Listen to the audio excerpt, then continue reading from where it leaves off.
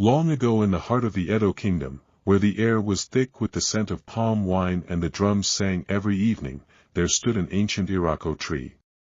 Its roots were as wide as a hunter's hut, and its bark held carvings so old no elder could remember who first etched them.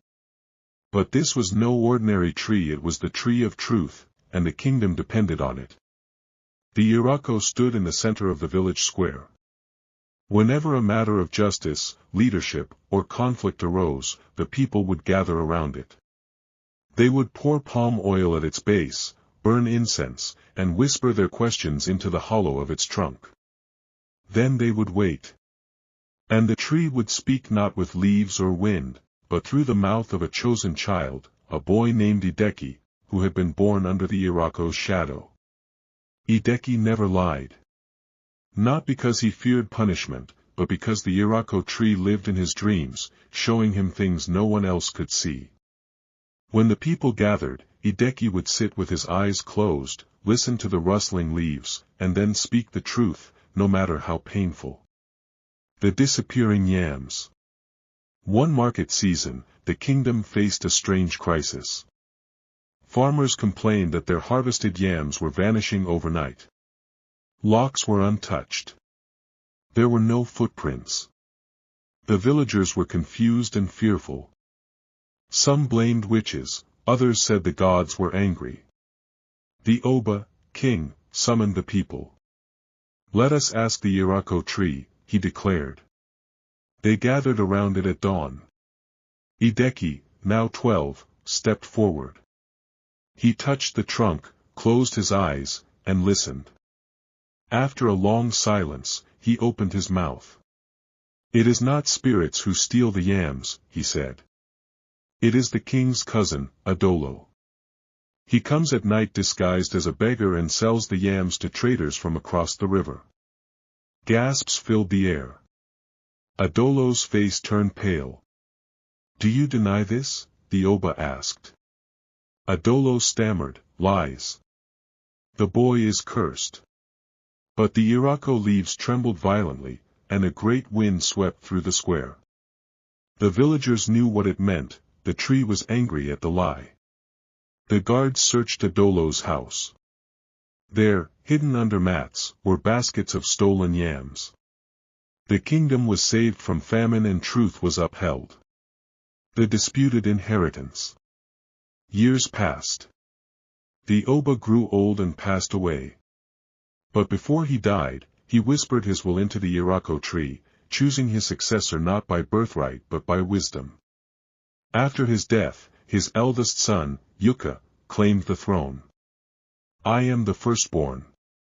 Yuka roared. "The crown is mine." But a younger son, Amareg, said otherwise. "Our father spoke to the Iroko tree.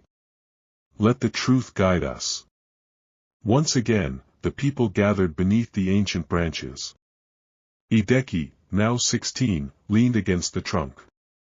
"The Iroko says, a king is not chosen by blood alone, but by the strength of his spirit. The younger son, Amareg, shall rule. He is just, and his heart is clean." Yuka was furious. "This boy controls the tree. It is witchcraft." But the priests of the land stepped forward. They had secretly recorded the late Oba's will in a hidden scroll and the words matched Hideki's perfectly. The people rejoiced. Amareg became Oba, and peace returned to the land. The silence of the tree. One dry season, a greedy merchant named Abazi brought foreign gold and strange gifts. He wanted the Iroko tree chopped down to build a palace in its place. "It is just a tree," he said. "Let the boy speak without it if he truly holds the truth." He bribed chiefs, whispered lies, and sowed doubt. Soon, a group of villagers agreed and they began to cut the Iroko tree. Hideki cried out, "Please, stop. If the Iroko falls, truth will be lost." But they didn't listen.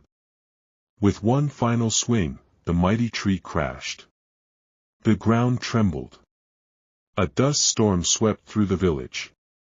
And Hideki collapsed. For weeks, he remained silent.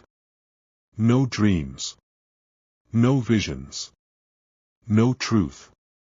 The kingdom quickly fell into chaos. False accusations. Thieves running free. Leaders abusing power. The people begged, "Speak to us, Hideki." But Hideki said nothing. The return of the truth. One night, a group of elders climbed the hill where the tree once stood. They wept and poured palm wine into the soil. "We were foolish," they said. "Forgive us, Iroko spirit." Suddenly, a single sprout emerged from the earth.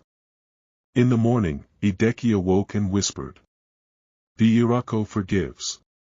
But its voice will now be carried in every just heart, not just one tree." From that day on, Hideki taught the children of the kingdom to listen to the truth in their hearts, to speak without fear, and to honor wisdom over power.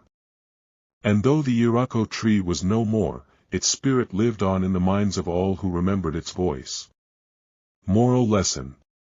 Truth may be hidden, silenced, or even cut down, but it cannot be destroyed. When a people build their kingdom on honesty, justice, and wisdom, their roots will always be stronger than the storm.